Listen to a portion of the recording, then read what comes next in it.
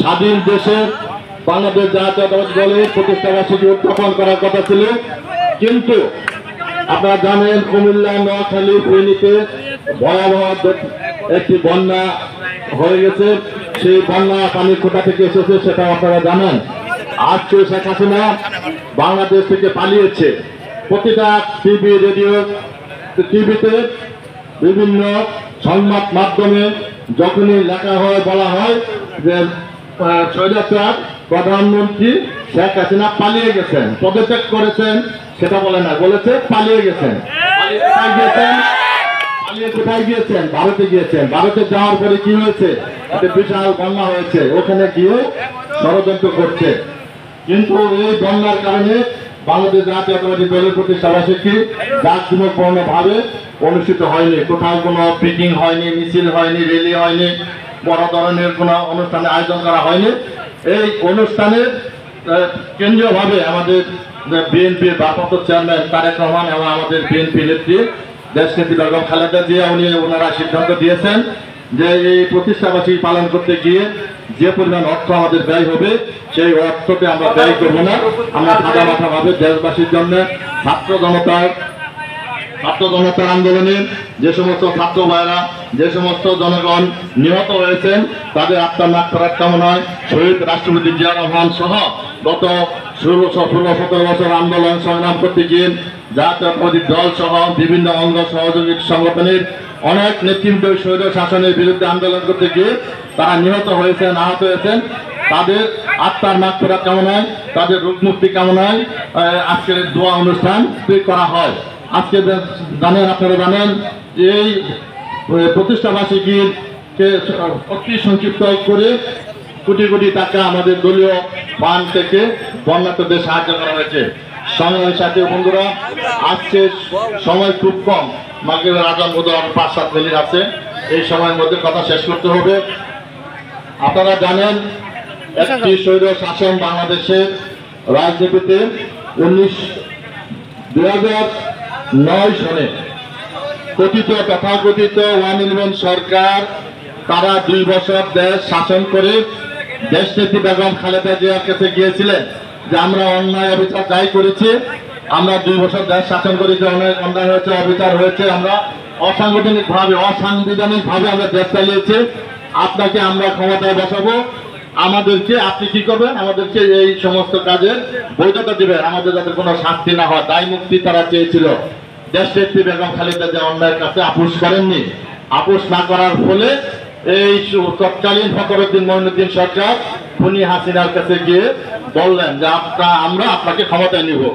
উনি সহজেই রাজি হয়ে গেলেন এবং 2009 সনে একটি নির্বাচন অনুষ্ঠিত হলো। সেই নির্বাচনে একটি মোটামুটি ভাবে একটি কারচুপি নির্বাচনের মধ্যে তারা ক্ষমতায় আসলো। ক্ষমতায় আসার পরে পরপর আরো 3টি নির্বাচন তারা একবার দিনের ভোট রাতে করে, আরেকবার সমস্ত প্রার্থীতা বাতিল করে, আরেকবার সমস্ত প্রার্থীদেরকে জেলে ভরে আটকে রেখে এভাবে তারা 4টি নির্বাচন স্বৈরাচারী কায়দায় তারা সম্পন্ন করেছে। আজকে গত প্রায় 16 বছর বিএনপি এই স্বৈর শাসনের বিরুদ্ধে আন্দোলন করে একটি বিশাল বট গাছ যেরকম বসে থাকে, সেই বট গাছটিকে 15 বছর আন্দোলন করে মাটিটি নরম করেছে। আর সেই ছাত্র জনতা এই নরম মাটিতে যে বট গাছে দাঁড়িয়েছিল, ছাত্র জনতা আন্দোলনের মাধ্যমে সেই গাছটি ধাক্কা দিয়ে ফেলে দিচ্ছে। অর্থাৎ শেখ হাসিনাকে ছাত্র জনতার আন্দোলনের মাধ্যমে, ছাত্র জনতার সাথে কারা ছিল? বিএনপি ছিল। ছাত্রদের সাথে জাতীয়তাবাদী ছাত্র দেশের আম জনতা অর্থাৎ স্বৈর শাসনের বিরুদ্ধে যারা গত 15 বছর আন্দোলন করেছিল, সকলে রাস্তায় নেমেছিল, মহিলারা নেমেছিল, শিশু কিশোর থেকে শুরু করে এমন কেউ ছিল না যে স্বৈর শাসনের বিরুদ্ধে আন্দোলনে রাস্তায় নামেনি। আজকে হ্যাঁ, ছাত্র জনতার আন্দোলনের নেতৃত্বে হয়েছে, কিন্তু বিএনপি সব কেউ ঘরে বসে থাকে না এই আন্দোলনে। সংগ্রামী সাথী বন্ধুরা, আজকে শেখ হাসিনা ওই ভারতে বসে আন্দোলন করছে, ভারতে বসে ষড়যন্ত্র করছে। আজকে দেখেন ভারতে গিয়েই তারা ওই মোদী সরকারের সাথে বৈঠক করছে, বৈঠক করার পরে তারা ওইখানে বন্যার যে বাঁধ ছিল সেই বাঁধগুলি ছেড়ে দিয়েছে। বাঁধ ছেড়ে দেওয়ার পরে তারা আবার বলেছে যে ফারাক্কার বাঁধ ছেড়ে দেবে। এই ঘোষণার পরে তারা যখন বহির্বিশ্বের ব্যাপক নিন্দার জ্বর উঠেছে, তারা ফারাক্কার বাঁধটি এখনো ছাড়ে নাই। সংগ্রামী সাথী বন্ধুরা, বক্তব্য দীর্ঘায়িত করবো না, শুধু আমি আজকে আমি আমার ব্যক্তি আপনার যদি অনুমতি দেন তাহলে আমি আমার ব্যক্তিগত 2-4টি কথা বলতে চাই। আমার বাড়ি এই ইউনিয়নের পার্শ্ববর্তী গ্রাম সর্দারকান্দি। আমি এই স্কুলের ছাত্র, এই স্কুলে লেখাপড়া করেছি। এখান থেকে পড়াশোনা শেষ করে আনন্দমোহন কলেজে লেখাপড়া করেছি, ওখানে রাজনীতি করেছি। ওই আনন্দমোহন কলেজে বিপি নির্বাচন করেছিলাম। তারপরে মানুষের টিচার শ্রেণী কলেজে পড়াশোনা করেছি, ওই কলেজে বিপুলভাবে বিপি নির্বাচিত হয়েছিলাম। ময়মনসিংহ শহরের জেলা শাখা ছাত্র দলের রাজনীতি করেছি, সেখানে সাংগঠনিক সম্পাদক করেছিলাম, সাধারণ সম্পাদক হয়েছিলাম, কেন্দ্রীয় ছাত্র দলের ভাইস প্রেসিডেন্ট হয়েছিলাম, কেন্দ্রীয় যুব দলের সহ সাধারণ সম্পাদক হয়েছিলাম। গত কিছুদিন আগে সে আমি সাবেক হয়েছি। কথাগুলি বলার মানে হলো যে আপনারা অনেকে হয়তো আমাকে নতুন ভাবে দেখছেন, অনেকেই নাম শুনছেন, চেহারা চিনেন না। আমরা গ্রাম থেকে উঠে গিয়ে ওখানে রাজনীতি করতে গিয়ে আমাদের লম্বা সময় ওখানে ব্যয় করতে হয়েছে। সেই কারণে হয়তো আপনাদের পাশে থাকতে পারি নাই, কিন্তু আগামী দিনে আপনাদের সাথে যে কোনো এলাকার প্রয়োজনে, বাংলাদেশ জাতীয়তাবাদী দলের প্রয়োজনে, যে কোনো প্রয়োজনে আমি আপনাদের পাশে আছি, পাশে থাকবো। যদি আপনারা আমাকে সহযোগিতা করেন, আপনারা আমাদের পাশে রাখেন। আমি আগামী দিনে আমি এই ইউনিয়নের সন্তান, আমি আপনাদের কারো ভাই, কারো ভাতিজা, কারো চাচা, কারো মামা, কারো নাতি। কাজেই আমি আপনাদের সাথে এখন থেকেই ভবিষ্যতে রাজনীতিতে আপনাদের সাথে করতে চাই। আরেকটি বিষয় হলো যে অনেকে বক্তব্য রেখেছেন যে আওয়ামী লীগ অনেক অত্যাচার নির্যাতন করেছে। হ্যাঁ, সত্যি কথা, আওয়ামী লীগ অনেক অত্যাচার নির্যাতন করেছে। আমার সামনে যারা আছেন অনেকেই অনেকদিন হয়তো কয়েকজনের নাম ঘোষণা হয়েছে যে কারা নির্যাতিত, আমার মনে হয় অনেক কর্মী রয়ে গেছেন, তাদের নাম ঘোষণা করা হয়নি।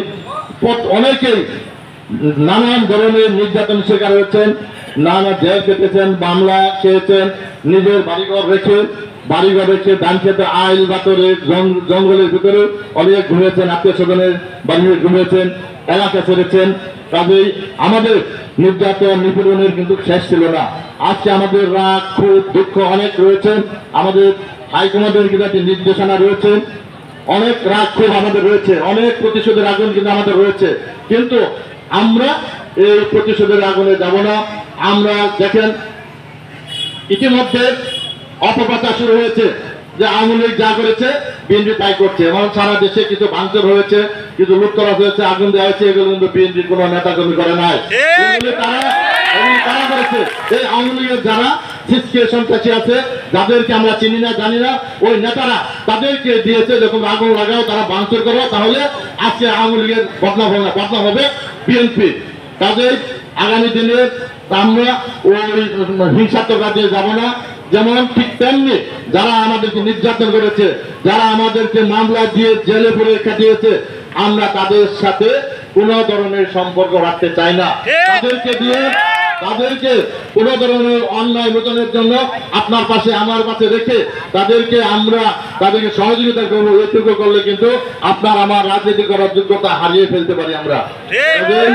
আজকে আজানের সময় প্রায় হয়ে গেছে, কাজে বক্তব্য দীর্ঘায়িত না করে আগামী দিনে যে কোনো আপনাদের যে কোনো প্রয়োজনে আমি আপনাদের পাশে আছি, থাকবো, এই প্রত্যাশা রেখে। এবং আরেকটি বিষয় বলতে চাই, এখানে আমাদের অনেক নেতৃবৃন্দ, সিনিয়র নেতৃবৃন্দ রয়েছেন, তারা আগামী দিনে নির্বাচন করতে চায়।